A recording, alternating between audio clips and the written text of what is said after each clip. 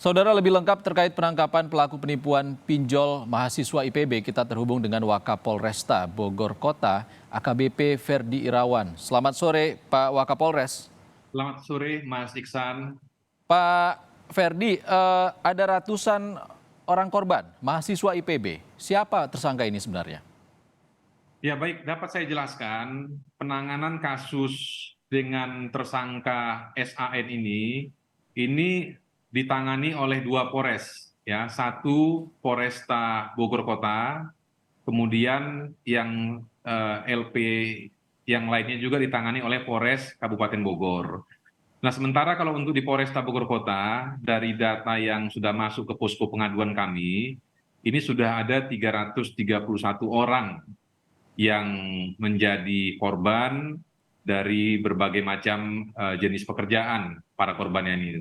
Tapi sebagian besar adalah mahasiswa dan yang terbanyak adalah mahasiswa IPB dengan nilai kerugian yang tercatat adalah sebanyak 2,1 atau hampir 2,2 miliar seperti itu. Dan saat sekarang ini tersangka SA ini sudah dilaksanakan penangkapan dan penahanan oleh Polres Kabupaten Bogor.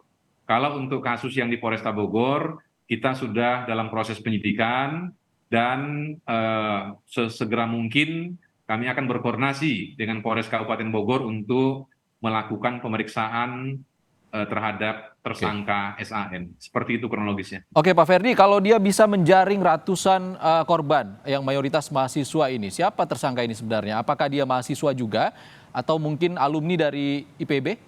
Ya, jadi kalau kami lihat profil, baik itu dari identitas pelaku maupun dari keterangan beberapa orang saksi yang sudah kami lakukan pemeriksaan, terhadap tersangka SAN ini bukan mahasiswa. Kalau profil pekerjaannya swasta atau kalau korban itu sampaikan seperti sales daripada toko online seperti itu. Nah, kenapa ini bisa menjaring korban sampai ratusan orang?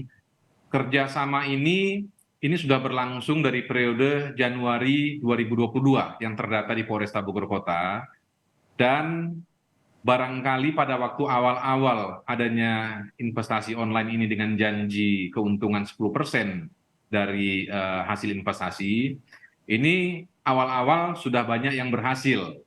Nah, keberhasilan daripada investasi inilah yang beredar, yang disampaikan ke kalangan korban, sehingga dasar cerita tersebut banyak para korban ini yang tertarik untuk melakukan investasi yang sama. Sehingga pada waktu bulan Oktober, sudah terlalu banyak yang menjadi investor daripada bisnis online yang dikelola oleh tersangka SAN ini, sehingga pembayaran Pak Ferdi, keuntungan itu macet. baik. Ini menyebabkan. Pak Ferdi, iming-iming apa yang diberikan tersangka ini kepada ratusan korban ini selain keuntungan 10% tadi? Rata-rata dari para korban itu menyampaikan bahwa mereka akan menerima bagian keuntungan dari investasi itu sebanyak 10% dan akan dibayarkan cicilan yang sudah mereka ambil di pinjaman online sebagai modal untuk investasi. Seperti itu modusnya. Kalau dilihat dari profil tersangkanya yang seorang perempuan, apakah korban kebanyakan juga perempuan, Pak Ferdi? Kalau kita lihat data, ini campur. Jadi hampir sama antara korban laki-laki ataupun perempuan. Kalau dari modusnya, Pak Ferdi, para mahasiswa ini meminjamkan uang atau seperti apa investasi yang dilakukan oleh tersangka? Jadi kalau kita dengar keterangan korban, mereka ini ditawarkan untuk melakukan investasi di bisnis online. Karena rata-rata mungkin di antara para korban ini kesulitan untuk menyiapkan modal usaha, dari tersangka ini menawarkan kepada para korban, silakan untuk modal usaha itu bisa diambil dari pinjaman online. Nanti dari pinjaman online tersebut, uangnya disetor ke tersangka SAN, kemudian terhadap pinjaman tersebut, nanti tersangka SAN yang akan membayarkan cicilan setiap bulannya, plus ditambah keuntungan yang dijanjikan oleh SAN kepada para korban. Hal inilah yang membuat para korban itu tertarik dan mau untuk melakukan pinjaman secara online sebagai modal bagi mereka untuk investasi di bisnis online yang dikelola oleh tersangka SAN. Pak Ferdi, skemanya seperti apa? Apakah tersangka ini berjalan sendirian untuk mencari para investor atau sengaja merekrut orang dan dengan keuntungan berlipat dilakukan oleh dengan downline-nya seperti itu, Pak Ferdi?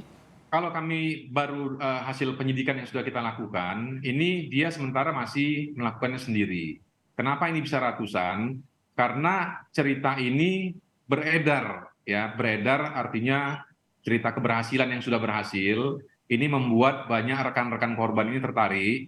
Kemudian karena tertarik, dihubungkanlah oleh korban yang lainnya yang sudah berhasil ini kepada tersangka untuk supaya bisa juga mereka ikut bisnis online. Jadi modelnya seperti itu. Karena ada cerita keberhasilan, kemudian tertarik, kemudian ketemu secara langsung, atau bahkan ada yang hanya melalui komunikasi menggunakan WA atau media sosial untuk melakukan investasi ini.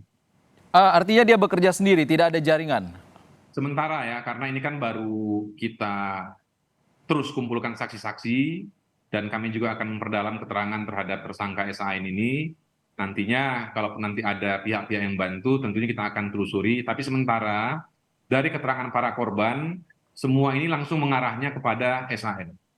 Pak Ferdi, kalau dari Februari praktik ini dia berlangsung, sudah berapa uang yang dikumpulkan tersangka dan berapa banyak mahasiswa ataupun pelapor kepada polisi? Ya, tadi saya sudah jelaskan di awal, ini periodenya mulai Januari sampai dengan Oktober. Kalau total daripada para korban yang sudah melapor di Polresta Bogor Kota sampai dengan sore ini, itu sejumlah 331 orang dengan nilai investasi yang mereka sampaikan dalam laporannya, kerugian yang timbul akibat investasi ini adalah hampir 2,2 miliar. Dan para korban sebagian besar memang itu berasal dari kalangan mahasiswa, khususnya mahasiswa IPB. Pak Ferdi, ada kendaraan juga milik tersangka yang disita. Apa ini ada hubungannya dengan investasi ini? Nah, ini yang tadi saya sebutkan bahwa ini proses penyidikan ini berjalan di 2 Polres. Jadi Polresta Bogor Kota juga menangani, Polres Kabupaten Bogor juga menangani dengan tersangka yang sama. Kalau untuk penangkapan dan penyitaan itu mungkin dari Polres Kabupaten Bogor yang sudah melakukan, dan kami akan segera melaksanakan koordinasi dan penyidikan bersama terhadap penanganan kasus ini, karena mengingat tersangkanya adalah sama dan domisili rata-rata korban ini ada di kota maupun Kabupaten Bogor. Terima kasih AKBP Ferdi Irawan, Wakapolresta Bogor Kota sudah berbagi di Kompas Petang.